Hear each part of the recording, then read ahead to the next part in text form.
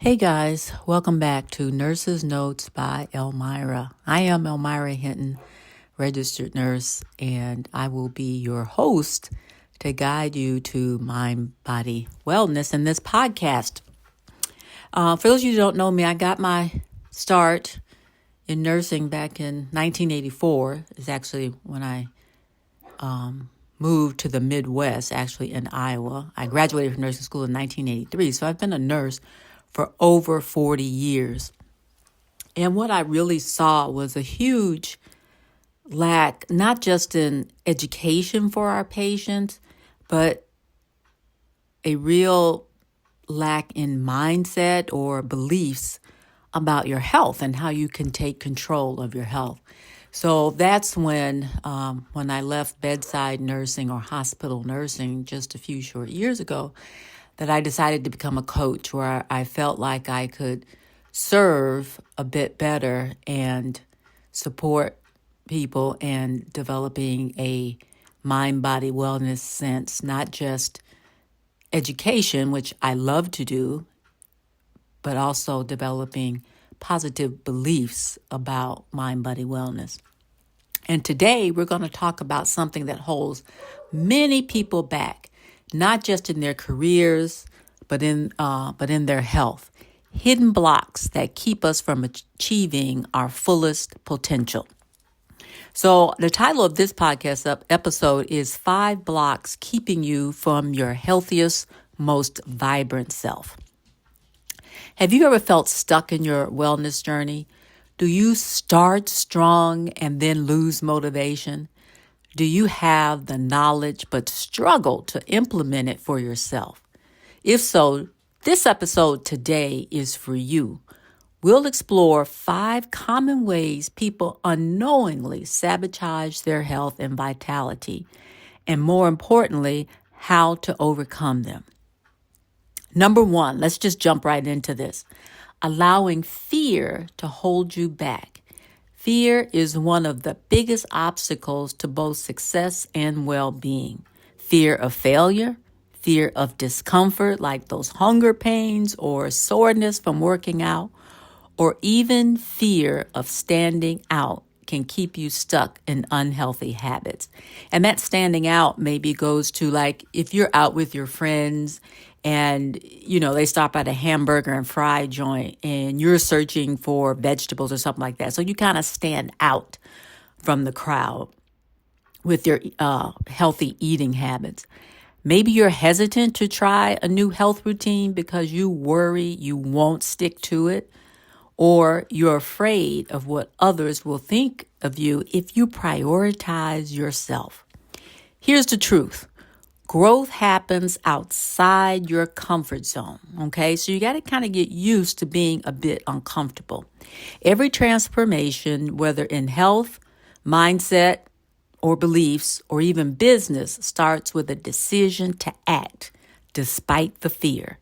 Instead of focusing on the possibility of failure, focus on what's possible if you succeed. Now, sir, just like in my 1 week, no gluten, no sugar, no dairy detox, I encourage people to not focus on what they can't have, but to focus on the rich, wholesome fruits and vegetables and whole foods that they can have, because it's such a strong variety. Okay, getting back. Number 2, hiding your talents and strengths.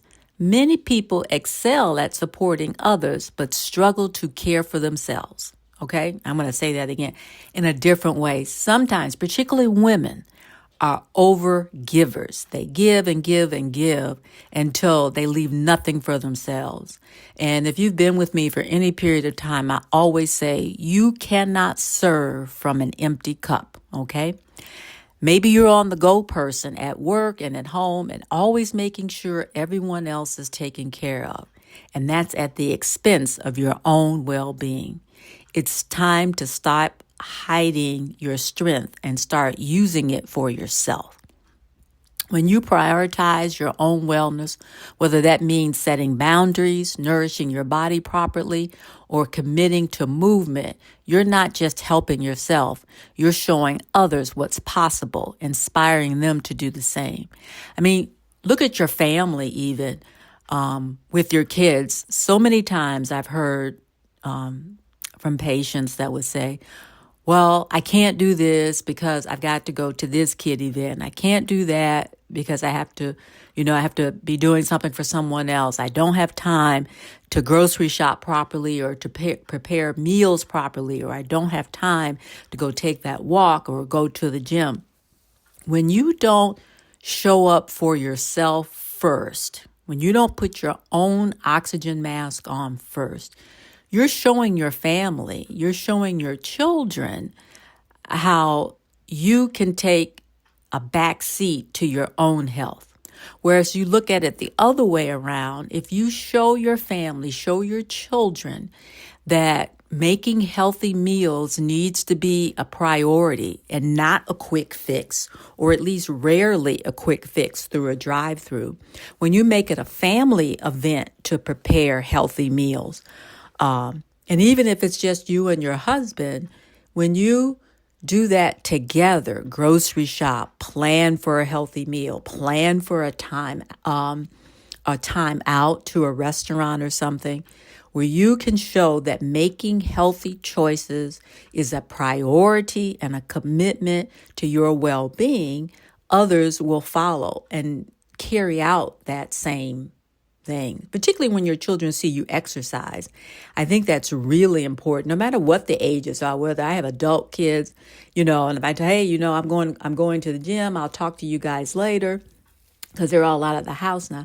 They understand that I'm making myself a priority. And in such that way, I don't down the road become a burden for them. They don't see me as someone who wasn't taking care of themselves, and now, I need their help. Just an example, okay? Number 3, surrounding yourself with the wrong crowd. Okay, sad people love sad company. So the people around you influence your habits more than you think. If you're surrounded by individuals who don't prioritize themselves, it's easy to stay in that same cycle. That misery loves miserable company. Oh, I couldn't get out and walk today because it was raining. You didn't take the option to go to the gym or go to a recreational center that has an indoor. Well, you take the easy excuse out, and when you have someone in that same boat, they will commiserate with you about how it was so difficult, and that's why we walked away. Instead of, on the other side, having someone that says, well, it's going to stop raining at 3 o'clock. Why don't we make 3:30 our walk time? Why don't we, go to a different area to do our walk? Why don't we go to the mall and do our walk instead? Why don't we get online and find a program? Maybe we can dance at home and do something else.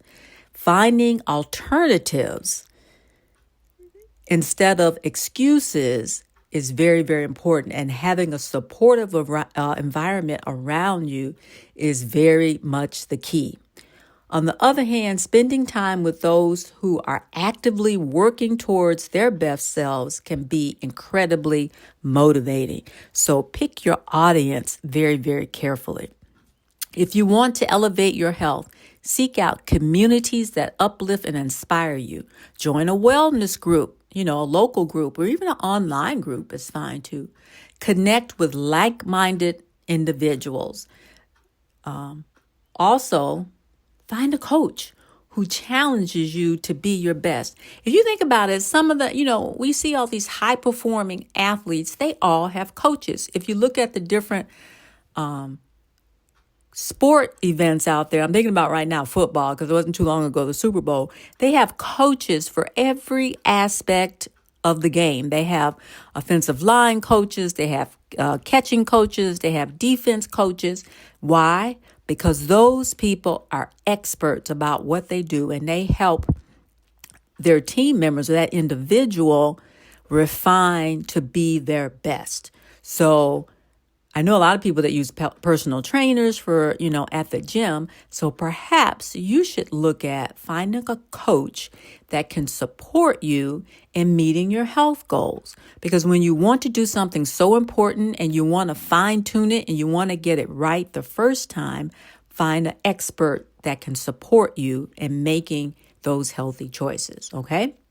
Number 4, living out of alignment. Many people struggle with health because their actions don't align with their goals, okay? Say, for instance, your goal is to be more active, but you only set aside time when it's convenient instead of making it a priority. So your goal, your action is not in alignment with your goals because, as we all know, we need that consistent, steady activity or commitment to that activity to really see the changes that we want to see, okay? You might want to feel more energetic, but if you're constantly skipping meals, neglecting sleep, your body isn't getting the support that it needs. To truly thrive, your habits need to match your intentions, okay? And that's really important. Your habit, so that thing that you do over and over and over again, not only that action, but that belief, that thinking needs to match your intentions. Start by asking yourself, are my daily actions moving me towards or away from the life that I want? Think about it. If the answer isn't what you'd like, it's time to make an adjustment. One small step at a time, okay? Number 5, and this is really important. Not owning your truth and value, okay? Let me explain. Your health is extremely valuable. And let me tell you, I did probably about 9 years at a dialysis unit. And while people wanted to be as healthy as they could, having to attend an in-center dialysis treatment 3 times a week for a minimum of 3 to 4 hours per treatment. That doesn't even count in, the preparation time and the travel time. That's a part-time job, So you need to prioritize and understand that your health is very, very valuable. So you need to take time to take care of yourself. Your energy, clarity, and longevity are worth investing in, okay? Because when you lose any of those things, you pay a really high price to get those back. In that dialysis example, I mean, when you think about it, that's a minimum of about 20 hours a week that these patients had to sit on a machine, and again, not be able to do the things that they wanted to do because their health had deteriorated to the point where they needed to do something 3 times a week, 4 hours each time, just to live, just to survive, okay? Yet many people hesitate to spend this time, money, or effort on themselves. And I'll say that again. Many people hesitate to spend the time, which you can't get back, the money, which you can generate more of because you're smart and sharp, or the effort on themselves. Think about that. They convince themselves, or they have the belief that they don't deserve to prioritize wellness, or that's a selfish to invest in self-care.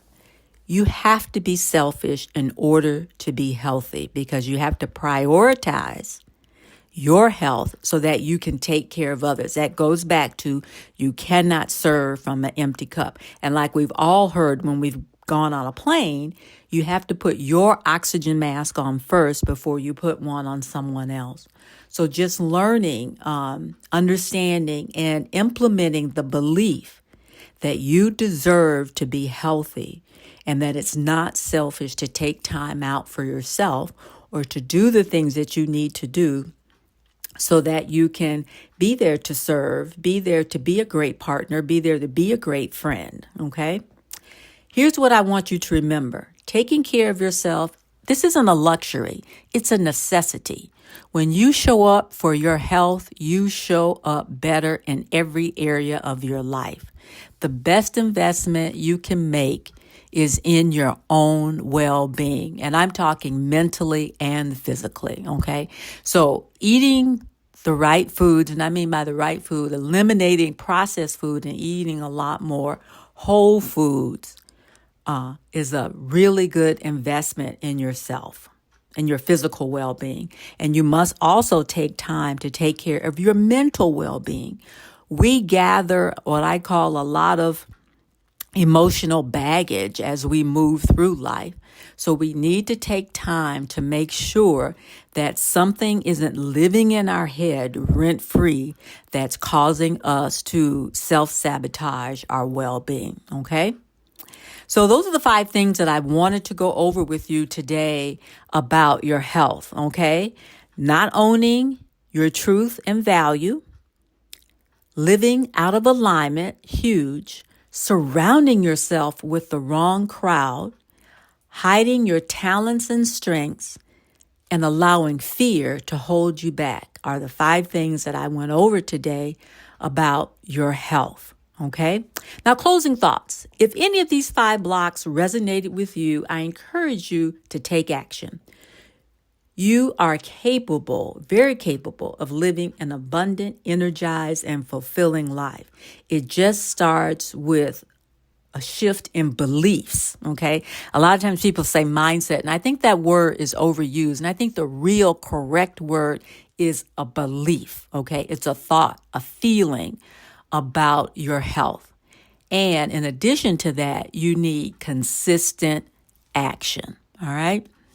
So as always, if you found this episode, even one of the 5 things that I identified today as something that resonated with you, please share this podcast that it may also serve someone else.